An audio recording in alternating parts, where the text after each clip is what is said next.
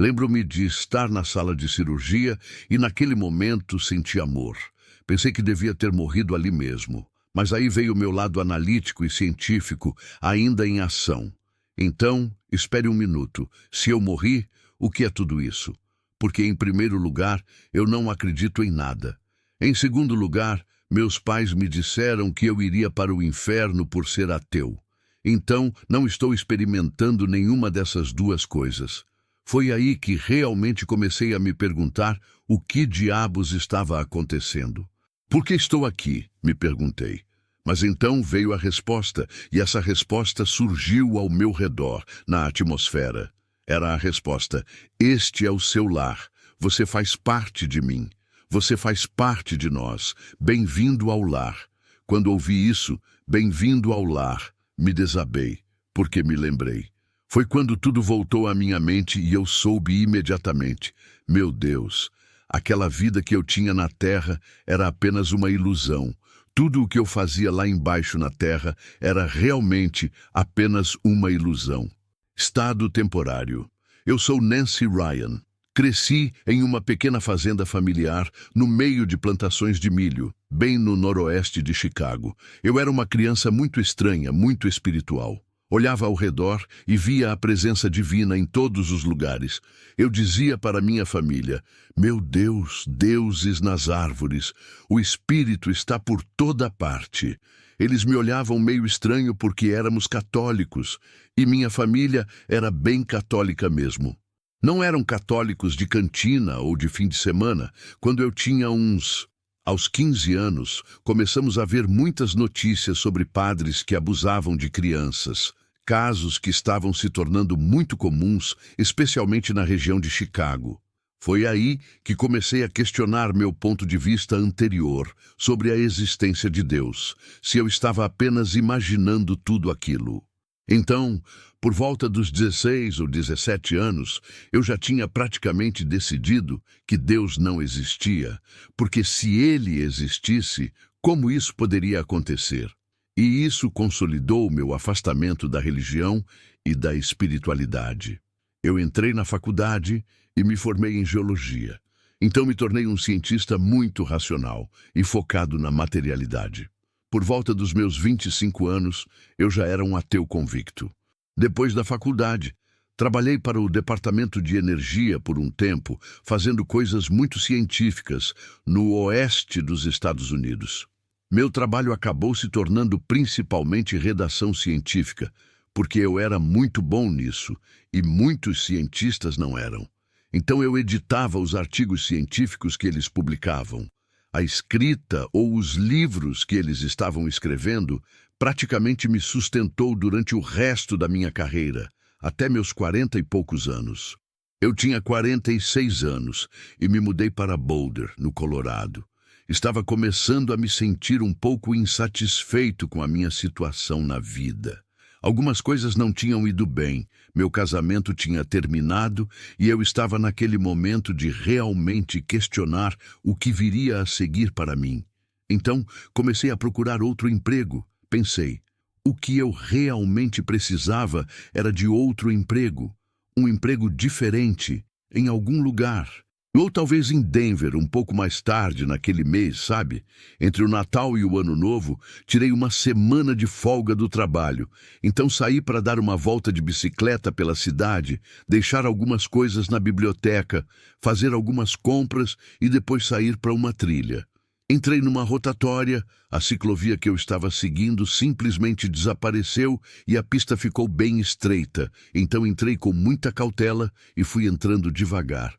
Percebi que havia trânsito vindo da minha direita, da rodovia para a rotatória, e parecia que estavam reduzindo a velocidade no último minuto.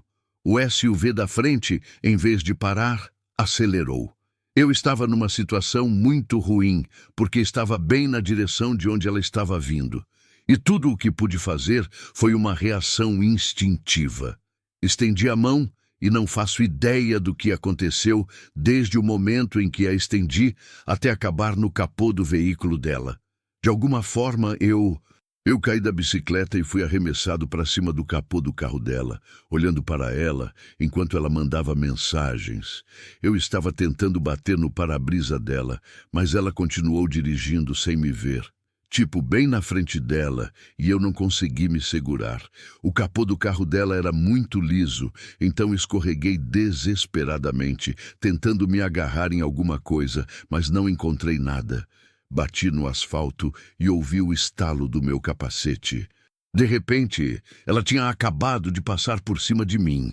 De alguma forma, minha mochila ficou presa em algo embaixo do carro dela e, ao mesmo tempo, estendi a mão direita e agarrei o eixo. Não sei exatamente por quanto tempo ela me arrastou, mas foram pelo menos 18 metros. O que aconteceu foi que o cara que estava na caminhonete atrás dela viu o que estava acontecendo, conseguiu ultrapassá-la, deu a volta no trânsito na contramão e parou bem na frente dela. Então, devo minha vida a esse cara. Assim que ela parou, eu comecei... Tentando me desvencilhar debaixo do veículo, consegui chegar ao ponto em que meus ombros estavam para fora da parte dianteira do carro dela. Nesse momento, uma mulher se aproximou e disse: "Sou enfermeira, fique onde está." Pensei: qual o problema? Vou me levantar e ir embora. Mas ela disse: "Não, você acabou de sofrer um acidente grave. Preciso que você fique no chão." Quando os paramédicos chegaram, é claro que começaram a tentar entender o que havia acontecido. Para descobrir o que estava acontecendo comigo em termos médicos, assim que um dos paramédicos tocou na lateral do meu pescoço, eu gritei com toda a força dos meus pulmões. Era uma dor insuportável e foi aí que percebi que estava em péssimo estado. Então, me levaram para o centro de trauma.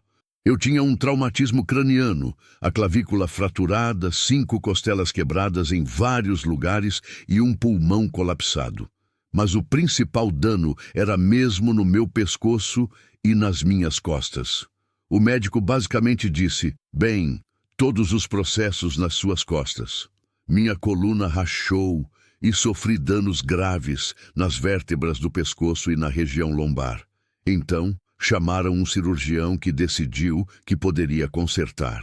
Ele faria a cirurgia, limparia todos os fragmentos quebrados e colocaria hastes de titânio ao longo das minhas costas, em ambos os lados da coluna. A cirurgia foi marcada para a segunda-feira seguinte ao acidente, então, cerca de 3 dias depois, eu estava com um medo inacreditável da morte. Esse foi o maior medo da minha vida. O medo da morte. Eu estava absolutamente apavorado com esse medo. Isso me paralisou de tantas maneiras. Então, antes da cirurgia, eu estava realmente com medo e quase me convenci de que não sobreviveria. Eles estavam me levando para a sala de cirurgia, me colocaram na mesa de operação, o anestesista veio, e assim que ele aplicou a anestesia, em cerca de 3 segundos, eu já estava quase dormindo. Em uma cirurgia normal, como as que já fiz algumas antes, era só um vazio cinza. Depois, eles me acordaram na sala de recuperação. Desta vez eu estava ainda mais desperta do que antes. Antes da anestesia, e foi naquele momento que percebi que algo realmente estranho estava acontecendo. Acordei e o que eu via ao redor era uma bela encosta, como se estivesse em um prado com grama baixa e flores por toda parte. Eu estava na encosta, olhando para uma série de cadeias de montanhas onduladas e pensei: bem, essa é uma alucinação interessante. Eu poderia ter isso durante a cirurgia. A primeira coisa que notei foi uma onda de paz. Era como se eu estivesse parado em frente à lareira, com o fogo aceso e aquele calor me envolvendo. Parecia que eu estava sendo abraçada. Mas houve um grande momento de aceitação e amor incondicional me invadindo. Foi poderoso, e foi aí que percebi que algo estava errado.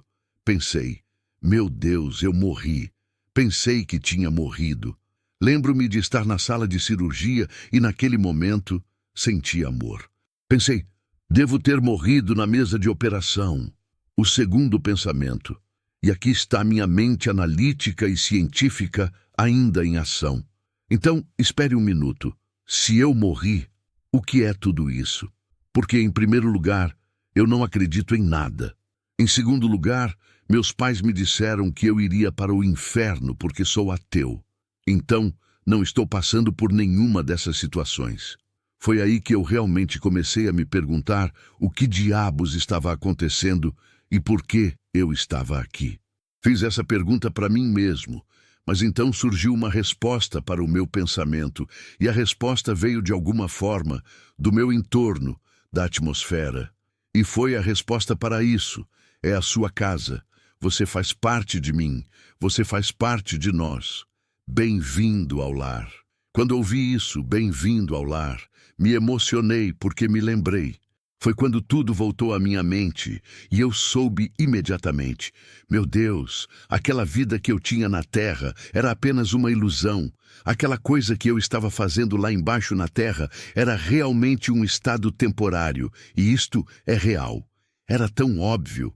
De repente, vi alguém se materializar em meio à névoa, e ela era muito efêmera, vagamente humana, e ela tinha o quê?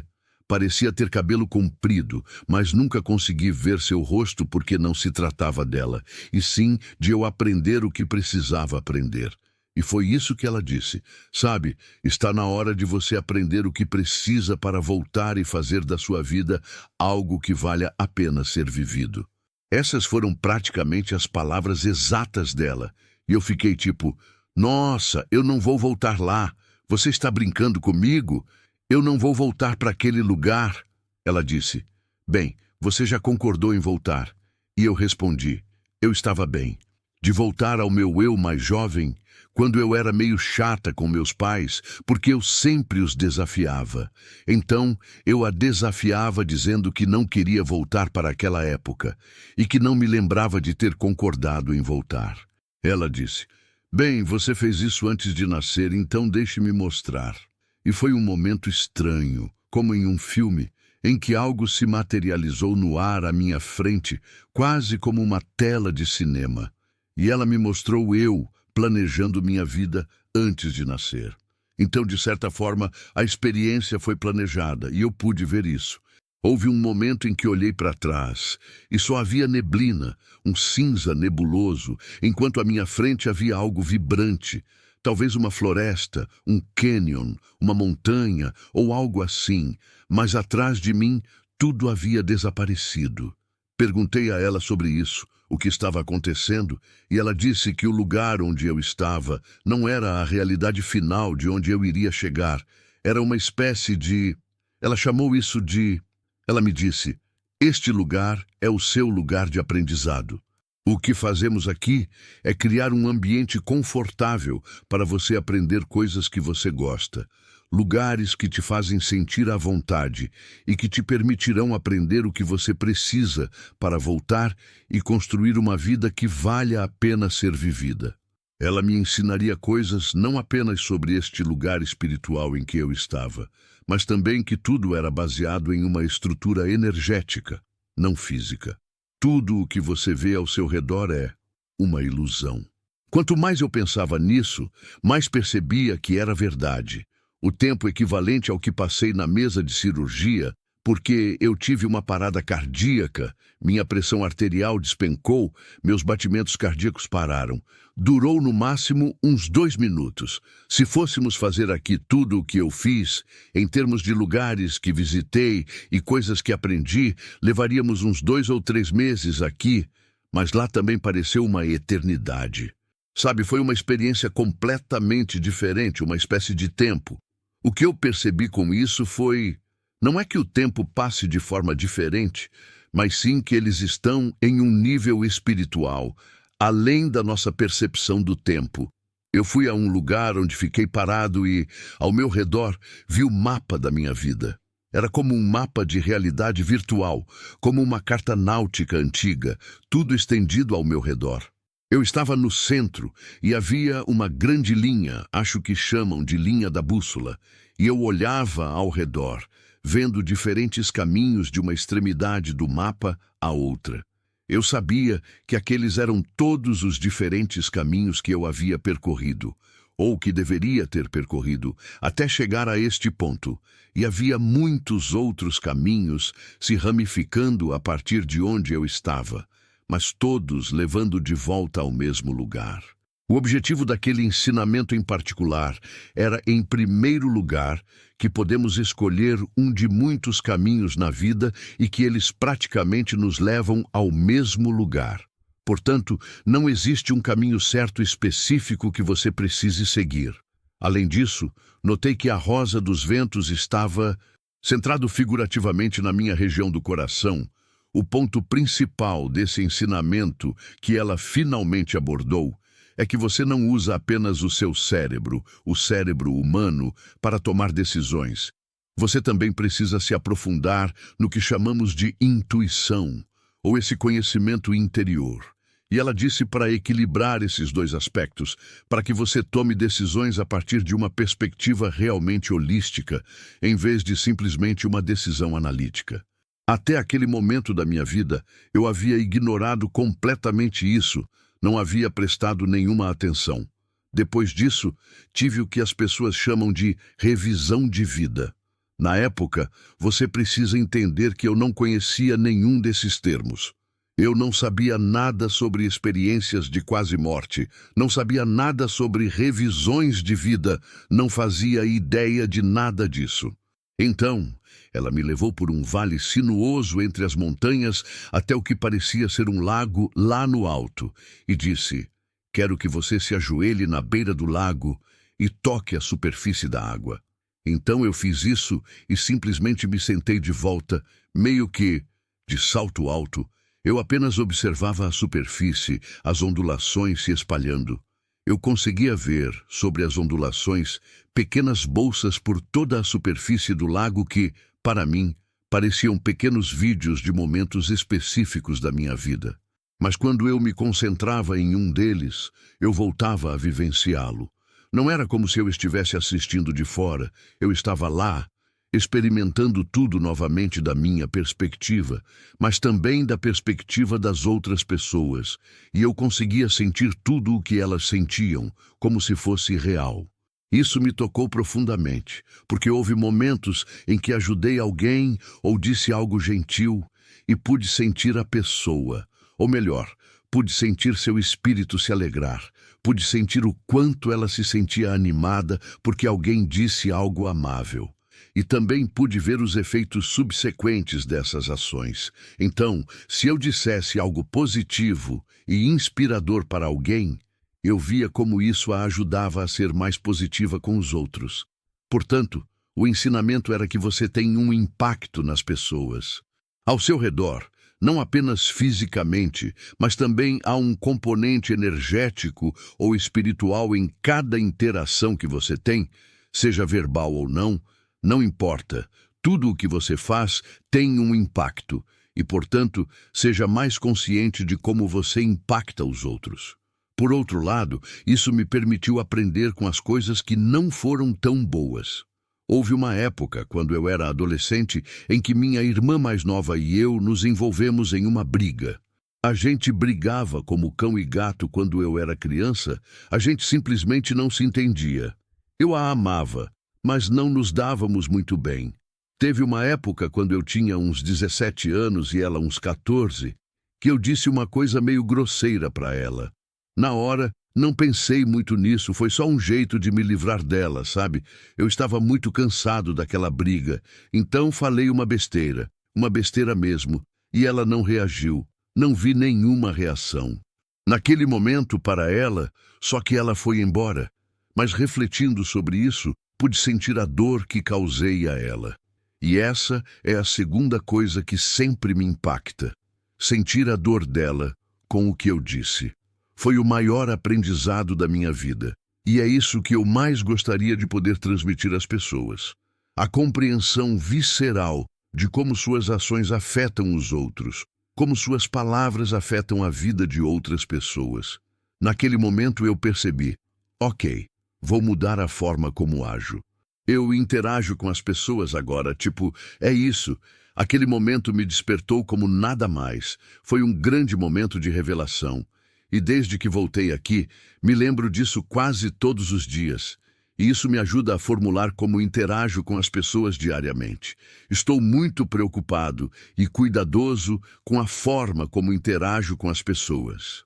De repente, pela primeira vez em toda a minha experiência, olhei para cima e havia nuvens no céu. Estávamos apenas olhando ao redor, sabe? Como quando éramos crianças. Estávamos procurando animais nas nuvens e fizemos isso por um tempo, até que ela se levantou e disse: "Bem, está na hora de você ir." Eu não fiquei feliz em ouvir isso. Pensei que tinha passado em algum tipo de teste e que ficaria por lá. Eu estava realmente planejando dar um jeito de contornar minha professora. Eu estava pensando: será que posso simplesmente correr em volta dela e continuar correndo até encontrar o caminho certo? Essa era uma das coisas que eu queria fazer. E também pensei: bem, se eu fizer tanto escândalo, eles vão me deixar ficar.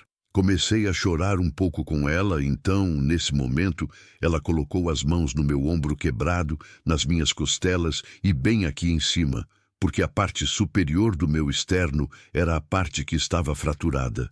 Então ela meio que me mandou de volta e eu acordei na sala de recuperação. Eu estava gritando quando acordei. Eu estava berrando e não estava feliz. Estava com muita raiva de estar de volta. A enfermeira que estava me ajudando literalmente deu um pulo para trás, mas eu continuei. Eu gritava: "Onde ela está? Onde ela está? Eu não quero estar aqui. Posso voltar? Posso voltar?" E eles pensaram que eu estava tendo algum tipo de surto psicótico. Tenho certeza de que o anestesista entrou e conversou um pouco comigo. Me acalmou, mas eu continuei perguntando: "Por favor, mandem ela de volta para mim. Por favor, mandem ela de volta para mim." E eles não faziam ideia de quem eu estava falando. Eu tinha uma amiga na sala de espera, então eles foram buscá-la e eu me sinto muito por ela. Então eles a trouxeram e eu disse: "Não é dela que estou falando. Eu não quero vê-la, quero ver a mulher que estava comigo durante a cirurgia." E eles ficaram sem entender nada. Então finalmente percebi.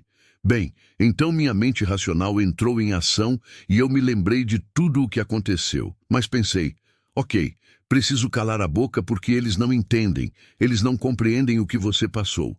Então simplesmente parei de falar. Eu estava em um hospital luterano e na manhã seguinte um dos capelães parou. Ela veio do hospital, colocou a cabeça para dentro, como quem diz: "Você acordou?" E eu reconheci quem era. Disse em voz alta: "Graças a Deus você está aqui." Ela entrou e conversamos sobre o que tinha acontecido. Ela foi incrível, realmente incrível. Se ela não tivesse reagido de forma tão positiva, talvez eu nunca mais contasse para ninguém. Mas ela foi muito receptiva, muito positiva e explicou que eu tinha morrido. Ela disse: "Bem, você teve uma experiência de quase morte?" Eu perguntei: "O que é isso?" Ela respondeu: "É uma coisa, sabe? As pessoas morrem e nós as trazemos de volta, e então elas têm essas experiências." Essa foi a primeira vez que ouvi falar de ECM, experiência de quase morte. Ela me ajudou a entender que era normal, que eu não estava louca, que era uma experiência real. E agora ela disse: "Agora você precisa começar a pensar no que isso significa para você, porque..." Eu sabia. E ela estava tentando me fazer entender, mas eu sabia que isso poderia potencialmente mudar minha vida de uma forma que eu jamais imaginaria. Foi uma mudança completa em tudo o que eu pensava era real, o que eu acreditava ser verdade, tudo em que eu acreditava, e eu sabia naquele momento que tinha uma escolha. Podia voltar a como as coisas eram, podia negar completamente tudo o que tinha acabado de acontecer, podia negar completamente a experiência em si, o que eu aprendi, e simplesmente tentar voltar a como as coisas eram antes. E isso parecia, sabe, de alguma forma seguro, porque era previsível. Eu sabia, eu conhecia aquele caminho, eu estava nele. Eu não gostava dele, mas estava nele. Mas este outro caminho era completamente diferente. Não sabia se conseguiria, se soubesse que poderia abraçar o que aprendi e continuar aprendendo com isso, mas não tinha ideia de onde isso me levaria e estava realmente preocupada com o que isso significaria para minha carreira, porque eu ainda estava na área de ciências. Simplesmente presumi que nunca mais conseguiria um emprego na área, porque as pessoas veriam isso e pensariam: "Ah, ela é louca, não vamos contratá-la." Então, eu tinha muito medo desse caminho. Mas cerca de 2 semanas depois, quando voltei para a casa do hospital, percebi: bem, eu vou experimentar este novo caminho. Não sei aonde vai dar, verei o que acontece. Fiquei fora do corpo, engessado, por apenas uns 2 dias, em mais de 4 semanas, e a previsão era de 16 dias. Foi uma recuperação muito rápida mesmo. O que comecei a fazer foi sair para a natureza todos os dias e meditar. Essa foi uma das coisas que realmente me ajudou a trazer essa consciência da alma para a minha vida. A segunda coisa, e parece muito simples, mas tem um grande impacto, é realmente aprender a ser verdadeiramente grato pela manhã. Antes mesmo de me levantar da cama, eu me sentia grato por simplesmente poder andar, por coisas básicas. Eu me permitia quase meditar sobre isso, para realmente pensar e sentir, não apenas pensar, mas sentir a gratidão por aquilo. Eu poderia ter ficado paraplégico por causa do meu ex, e sou muito grato por poder andar agora. Esses simples atos de gratidão me permitiram focar no que havia de bom na minha vida naquele momento, e assim, pouco a pouco, essas coisas melhoraram.